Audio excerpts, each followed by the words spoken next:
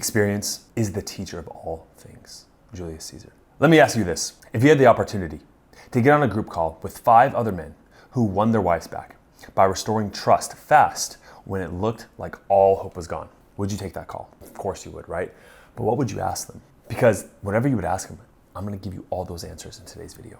There are 5 field-tested connection strategies straight from the trenches of near divorce. And it helped all of these men hold their frame, pass their emotional test, and rebuild connection from the inside out. Apply all 5, and it becomes nearly impossible for her to not see the new version of you. And we created this incredible connection that night. It was awesome. We made love. We woke up the next day and everything was great. That morning, I hop out of the shower, got a towel on me, and my wife walks up and she says, "Happy birthday," and just kisses me on the lips. And man, there hasn't been much physical affection lately, and that just felt huge. By the way, the 4th one is something most men never think to do. Because once you use it, she'll feel the shift before you ever open your mouth. And for the men that are fully committed, at the end of the video, I'm gonna share a bonus exercise, and it will just rewire her nervous system to make her feel utterly safe around you in your presence. So let's jump in. Now, staying unreactive when she's upset is one of the hardest skills to develop. That is because most of us were conditioned to believe that fixing the problem fast is the path to safety and success. We tell ourselves a story that this should not be happening. And that, coupled with the idea that most men respond to some emotional blueprint they learn in adolescence that really helps them to defend, explain, or fix things. But in a marriage under pressure, it only makes things worse, right? That old strategy doesn't work in the new environment. So what you don't realize is that her criticism, those sharp emotional jabs, they're not just there to hurt you. Trust me, they're not. They're a signal, a hidden request. And unless you respond to it the right way, the emotional door to your wife will stay slammed shut. So in the next few minutes, you're going to discover the real reason her criticism might be the best sign that you still have a shot at reconciliation. A visual trick that lets you listen in a way that earns her trust again. Mindset drills that make you unfazed even when she's full in a storm just of emotions. And we're going to start with the first one. There was this golden piece of truth that one of my clients shared with me that will help you see all of her emotions just completely differently. One of my clients, Cyrus, did what a lot of men don't get the chance to do. He took proactive actions to repair his marriage before divorce was on the table, because he knew if he didn't, it was only a matter of time. Along the way, he ended up connecting with other husbands, men who were deep into the trenches, facing resistance, fighting to turn things completely around. And when he shared what helped him the most, 2 things really stood out. The first one was this. So first off, there's the guys who don't have their wives open up and complain. They wish they did. They're kind of jealous of the guys like, "Oh, your wife's actually yelling at you. She at least cares," right? So anyone listening to this who has their wife like criticizing and getting angry all the time, like that's a gift. When she criticizes you, even if it's fire and brimstone, she's still in it, right? She's still invested. That's called the critical connection principle. The idea is that even though it's not positive connection, it is still connection. She's trying, she's fighting, she has emotions for you. Now, it might feel like more like a battlefield, but it's still connection, okay? And when there's connection, there's opportunity. I know it sounds cheesy, but you should have gratitude for the attitude because it means there's still emotional energy in the room between you two. And that gives you something to work with, okay? Instead of her, what's the opposite? Her completely pulling away, being apathetic, not caring anymore. Because silence is the real warning sign. When she's apathetic, when she doesn't engage at all, that's when you need to really pay attention. It's still not hopeless, but it's more of an uphill battle. So if you're watching this right now and you're feeling frustrated, okay, I get it. You're thinking I can't do anything right. Why is she always criticizing me? I want you to say good, because that means the door is not completely closed. However, there's another side to this critical connection principle. Listen to the rest of what Cyrus really said about it. But what I think a lot of men don't understand is that when she is doing those criticisms, it's always a request in disguise, and that she's saying, "Hey, this is what I want you to do." She just doesn't use that language. They're not attacks. They're an emotional code. They are disguised signals of unmet needs. And that's what the critical connection principle helps you do, to rewire how you hear her emotional needs, okay? Her criticism, for example, can sound like let's say a foreign language, okay? Yeah, maybe she has harsh tones, and let's just say it's German, loud and intense, and she's deciding war. I actually love the German language. I'm not really talking crap about Germans. I'm part German myself. But you want her to be in this more romantic Italian language, right? More passionate, full of meaning and love. But you have to recognize that just because her tone is different, or she's not using the colorful language that you want to hear, underneath it, you have to understand the message that's being conveyed under the words of I'm hurt, and I need your help to heal me, to lead me out of this, to be the stronger man, to contain my anger, to make me feel safe. Okay, that is what she's communicating. You need to have the ability to really interpret that language, okay? Now, another one of my clients, Chris, he sparked an insightful conversation during our interview, including a few moments when I went off on my own tangent. The first of which was about really digging deeper into the emotional code of her complaints, to it's something almost actually the deeper spiritual level. Think about this for a second.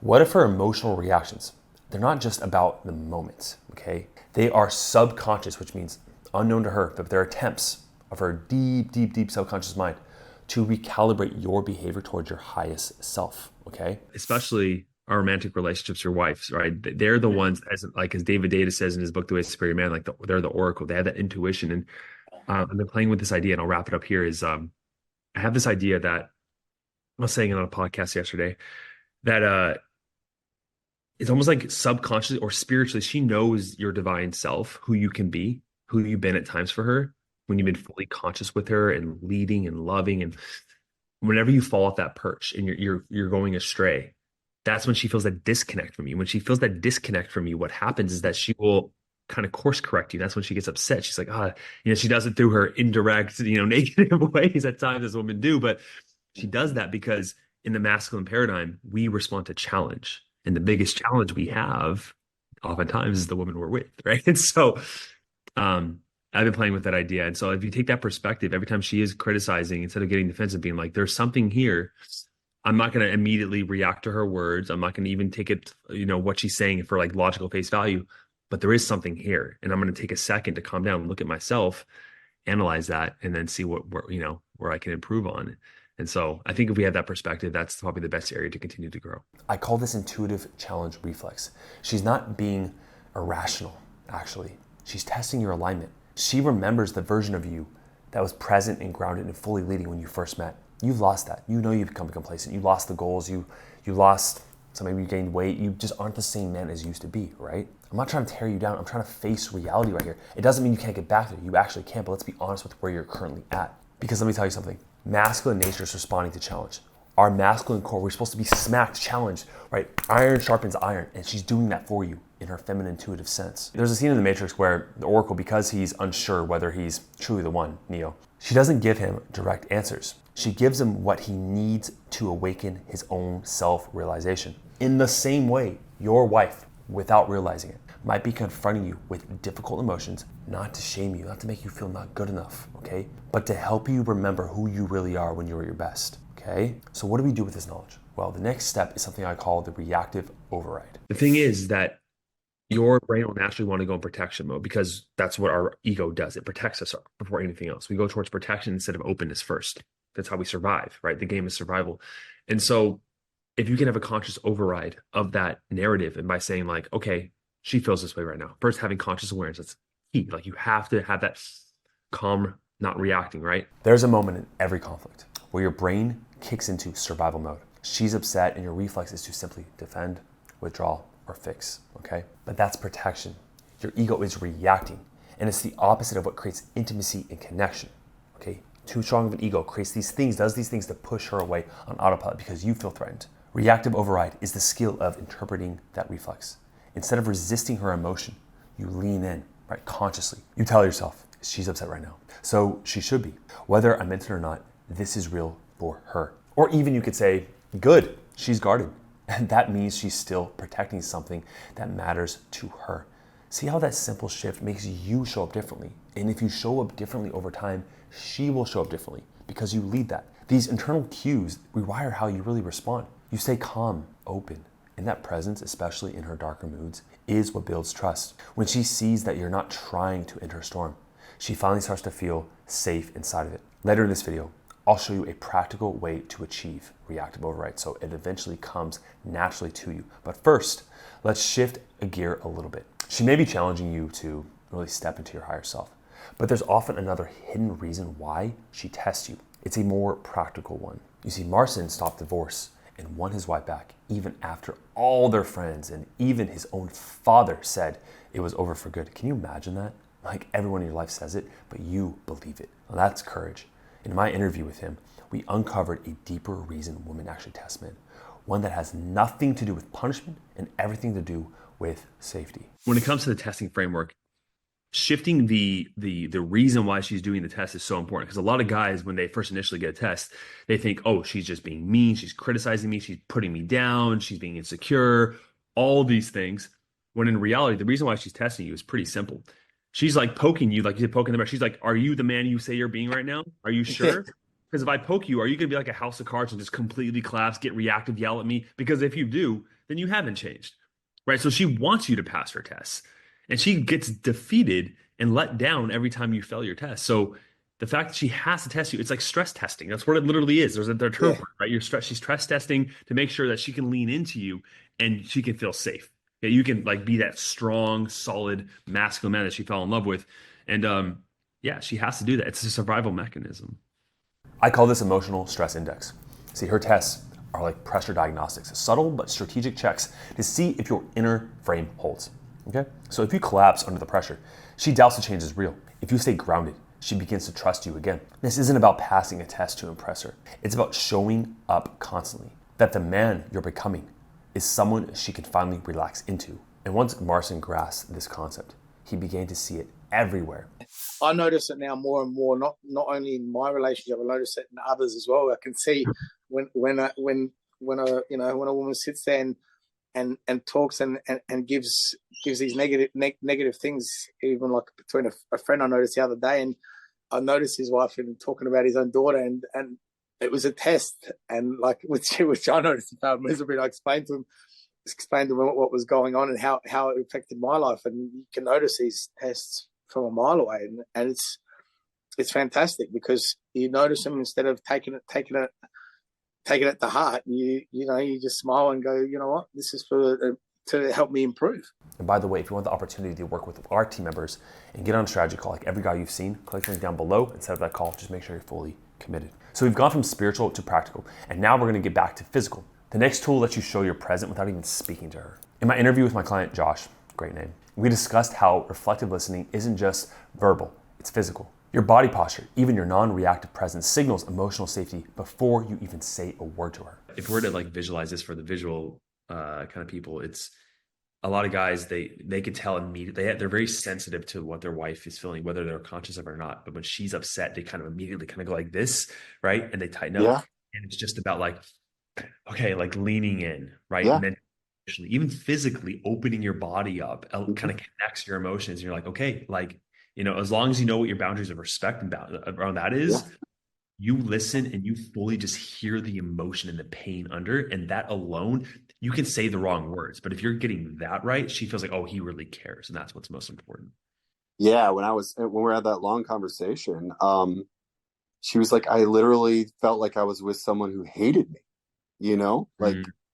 and I literally was opening up to her, and I said it several times. Go ahead. I can take it. Say it. It's okay. I can take this, and she was like, wow, and I mean, sometimes there was a push-pull and sometimes there was, some dual mindsets going on. But at the same time, I recognized it, Josh, and I took it and I validated her in that moment. I didn't make excuses for things. I did not react, so that's key. So because that was her perception of the situation, right? It's her perception of it. And that's where guys, they get hung up on the most when she says always, well, that one time I didn't do it. It's like, don't say that. No, it's like for her, that's how she feels, because she's remembering all the times. That's how she feels, right? She's connecting that, emotionally. Yep. So when you physically open your body and lean in without reacting, defending, you create safety before a single word even leaves your mouth. I would argue words aren't as important at all. It's that nonverbal presence, saying, I can handle this with care, right? I can hold your emotions and not run away and cower away. It breaks through her emotional guard because she lets go. She puts her walls up. And when she feels that even if your words aren't perfect, she starts to believe you're really listening. But there's another layer to this. What happens internally right before you open your mouth? It can either build trust or break it. For the last one, we're going to look at our interview with Marcin again. Now, it's where we chatted about how he really navigated the emotional stress index to become a rock, especially in the face of her strong emotional storms. And what is one thing that you did that really helped that process of you learning to shift the focus away from wanting her back and more about, okay, this is about me? Like, what was something that happened that allowed that? Meditation, a lot. That's a big thing. Now, Marston said that meditation played a big role in really letting go of the outcome while trying to win his wife back. But it also made a huge impact on how he really handled her tests and how he turned her criticism into connection. And that's because it strengthened what I call the cognitive pause loop. It is the internal gap between stimulus and response. You see, in that pause, you reclaim emotional control and begin to install new patterns that change the relationship dynamic from the inside out. With the meditation process, there's so many skills that it plays into, right? The number one that you mentioned right now is like being non-reactive. And the reason why that's so important is because if you continue living with past emotions and actions and thoughts, which are on autopilot for you because they've been ingrained in the habit, when you live through that, you're going to get the same results, same thoughts, same results, right? Internal reflex. Exactly. So what meditation does is like, because there's this like past thought and then something happens with her and you'll react. What meditation does is it increases the gap between your action and your emotions or your thoughts, right?